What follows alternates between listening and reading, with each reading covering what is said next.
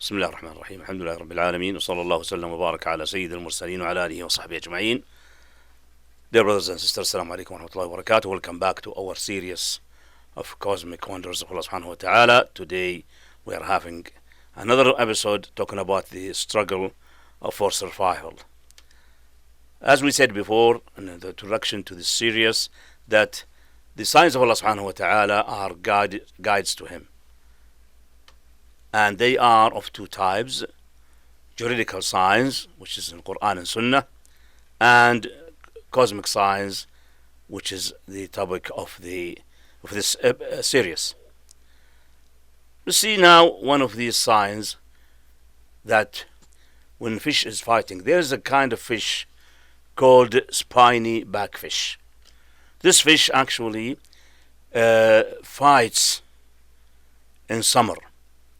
The male ones are fighting in the summer, and what they do usually is, when they fight, one of them will come under the other one with his back.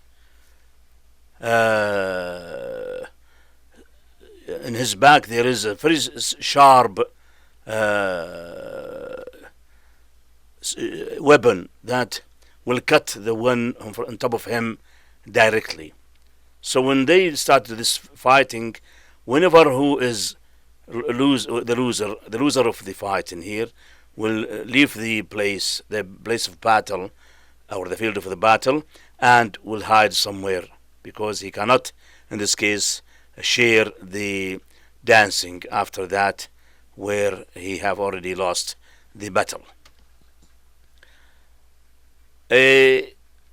Wolves usually are hunted by dogs, and when a mother wolf with her baby are running away from the dogs, hunting dogs, the mother all of a sudden will change the direction of running towards the dogs, leaving her baby to run away, and she will go through the dogs, and the dogs will be panicked, then will run after her, and then her baby is saved. Who told her to do so? Who taught her to do so to save her baby? Subhanallah wa bihamdah. Antelope males, they fight by their horns, but in spring and summer they lose their horns, the old horns, because they will have new ones later on. So in this case now he cannot fight, so he will go far away in a jungle or a valley, leaving his female antelope with her children or babies to stay somewhere else. And in the autumn in winter, he will have new horns. Then he will come back to his female antelope and his babies, who are already old enough to take care of themselves, and then he will continue his life as usual. So when he loses his horns, he is not required to fight or defend his family. Subhanallah al-Azim. Wolves are so smart. If you make a trap, digging in the earth and covering it, the wolves will not come there. They know it, so they run away from it. If you put some poison in some food and give it to them, they will not eat it. When the wolf is alone, he will be so alerted. But if he is among the herd, he will fight to save the herd. They have, when they want to hunt, they send few of them to the direction of where the wind is coming. This wind now will take the smell of this group who are going there, and in the direction of the wind to the victims or the prey of them, the animals that they're going to eat. So when the wind brings the smell of the wolves to these animals, they will run to the other direction where the rest of the wolves are waiting for them and catch what they need.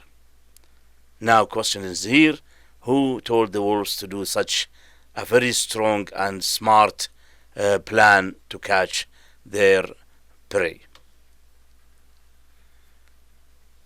Beetles and weapons. There is a very strange beetle called artillery beetle. When somebody tried to hurt this beetle, she will run away after sending a very strange liquid will come into a bad smell, will give a bad smell in the air, so the enemy will run away from it. Another beetle called the bubble beetle, which will send from her legs or from her knees a yellow liquid. This liquid is very sore, chemically sore, that will hurt the enemy who is fighting or running after this beetle. Subhanallah. Who gave him this capability? That's Allah subhanahu wa ta'ala. What about crows? Crows actually are really having a strange way to defend themselves. When there's an eagle or a fox or someone trying to hurt them, they get in groups and start to make a very high, loud voices, howling, and this enemy will run away because it's very high, very loud. So, who told these crows to do so when their enemy comes to fight them? Who told them to become all together to fight? That's Allah subhanahu wa ta'ala, which is another sign of Him subhanahu wa ta'ala.